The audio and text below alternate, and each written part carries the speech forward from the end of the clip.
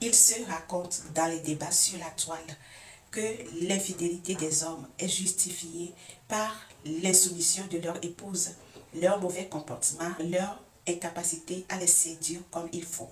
Ces débats sont le plus souvent entretenus par les maîtresses que nous appelons communément les tisas et par les hommes infidèles parce que ces propos les arrangent. D'entrée de jeu, j'ai envie de dire que je n'ai pas envie d'opposer les femmes mariées aux tisas et vice-versa. Le but de ma vidéo, c'est de nous rappeler certaines choses que nous savons déjà. Aucune femme n'est responsable de l'infidélité de son époux. Un homme choisit d'être infidèle parce qu'il le veut. Dans chaque couple, il y a des forces et des faiblesses. Chacun des partenaires a ses défauts et ses qualités. Et quand les hommes se basent sur les défauts de leurs épouses pour aller dehors, dites-moi si les femmes, quant à elles, n'observent pas de défauts chez leur mari. Est-ce des raisons pour lesquelles elles aussi doivent aller se chercher des amants? J'aimerais nous inviter à voir les choses de cette manière. Tout comme les hommes, les femmes également ont des émotions. Est-ce qu'elles doivent profiter de leurs émotions négatives pour aller faire des bêtises dehors? Lorsqu'on me dit que la femme mariée ne séduit pas son mari comme il le faut, j'en ris simplement parce que la réalité entre une tisa et une femme à la maison n'est pas du tout la même et n'est même pas comparable. La femme mariée a des enfants. Elle doit s'occuper de ses enfants, s'occuper d'elle-même, s'occuper du ménage et de l'entretien de la maison, de son mari. Elle travaille. Et lorsqu'elle finit de faire toutes ces choses-là au cours de la journée, dites-moi sincèrement à quel moment elle a le temps d'aller porter les petites culottes, des nuisettes pour séduire son mari. Et tous les jours, je veux dire, ce n'est pas qu'elles ne le font pas, mais on estime qu'elles ne le font pas assez.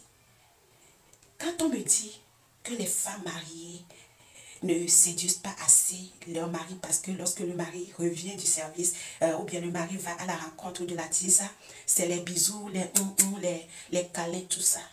Mes chers, une femme qui passe toute sa vie avec son homme et une autre qui est ailleurs, qui sait qu'elle n'a que 3 heures ou 5 heures pour mettre le paquet pour séduire cet homme-là. Elle n'est aucunement concernée par la pression de la famille, la pression de la maison, les difficultés de la maison. Elle, autre, c'est qu'elle doit profiter de ces 3 heures qu'elle va passer avec le monsieur. Que voulez-vous qu'elle fasse? Il fait chaud parce qu'on a coupé le courant chez nous. J'en viens à la cuisine lorsqu'on me dit que les tisas préparent mieux que les femmes mariées. Lorsque la tisa a par exemple 10 000 francs pour faire une sauce pour elle et son homme, peut-être son homme et son ami traitent aussi, parce qu'il y a des amis qui sont bien et avec les tisas et avec les femmes mariées. Alors peut-être qu'ils sont maximum 3. Voyez la qualité de cette sauce-là par rapport à la qualité d'une sauce que la femme mariée doit préparer avec le même montant pour elle-même, ses 3 enfants, son mari, et que cette sauce doit durer sur 2 ou 3 jours. Est-ce la même réalité? Alors que de l'autre côté, chez la tisa, lorsque le monsieur finit de manger cette sauce-là, il dépose 30 000, 50 000, 100 000 sur la table. Et lorsqu'elle part, la tisa retire 10 000 de cet argent-là, prépare la sauce encore, invite un autre homme qui doit venir manger et déposer de l'argent aussi. Comment est-ce que vous arrivez à faire des comparaisons dans ces situations-là? La réalité de la vie de femme mariée n'est pas la même que la réalité de la vie d'une tisa.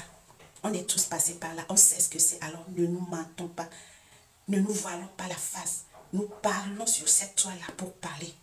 Lorsqu'on me parle de savoir faire l'amour, de savoir prendre l'homme dans le lit, vous pensez qu'une femme qui ne sait pas prendre son homme dans le lit sera épousée et passera sa vie avec cet homme? Bien sûr que le quotidien fait qu'on n'est pas toujours dans l'état de le faire.